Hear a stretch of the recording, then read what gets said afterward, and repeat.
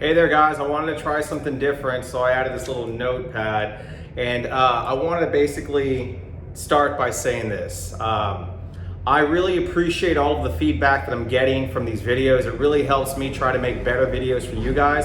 It helps me make sure that you guys stay safe on the road and ask the appropriate questions that you feel like you need to know. That being said, I cannot stress this enough.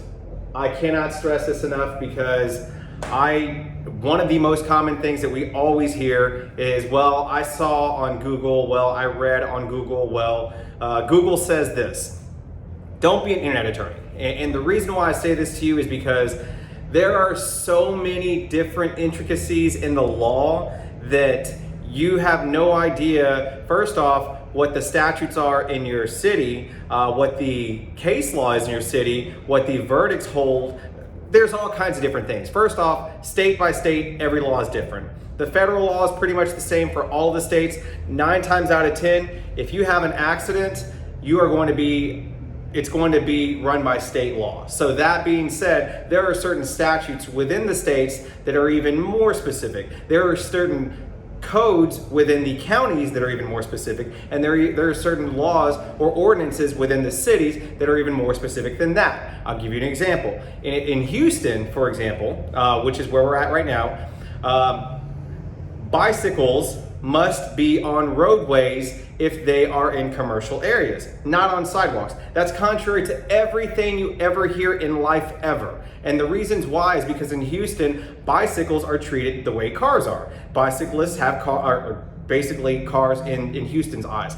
Who knows why these statutes say that, but that's what it says here. So it's different than most other areas. Galveston doesn't have that same ordinance. Galveston, you can ride on sidewalks all day long. That is not the case in Houston.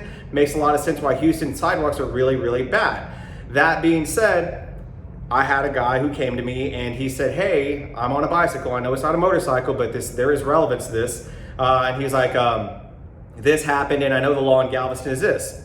That's not the case in Houston. It just doesn't apply here. It's very different. So this being said, with your motorcycles, there are certain things that you need to be aware of.